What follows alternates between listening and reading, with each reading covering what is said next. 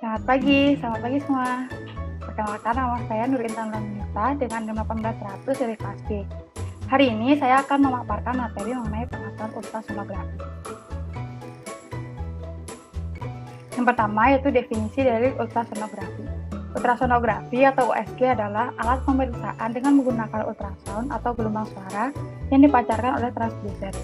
Suara merupakan fenomena fisika untuk mentransfer energi dari satu titik ke titik yang lain sehingga mendapatkan gambaran yang jelas hampir semua bagian dari tubuh, kecuali bagian tubuh yang ditutupi oleh tulang.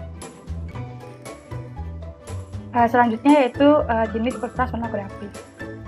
Yang pertama yaitu USG tipe 2 dimensi.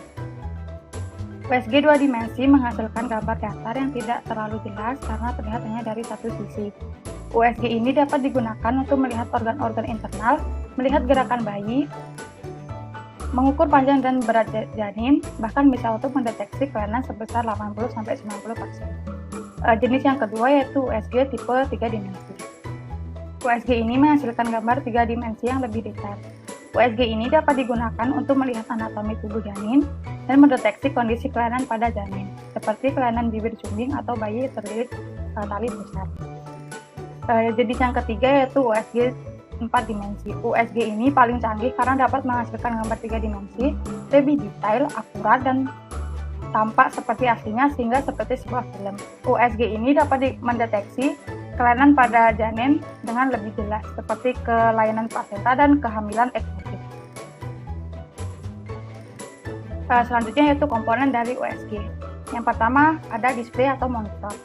Display atau monitor merupakan layar yang digunakan untuk menampilkan bentuk gambar dari hasil pengolahan data komputer.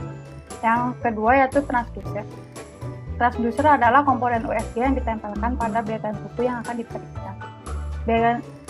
Bagian tubuh yang diperiksa seperti dinding perut atau dinding poros usus besar pada saat pemeriksaan prostat.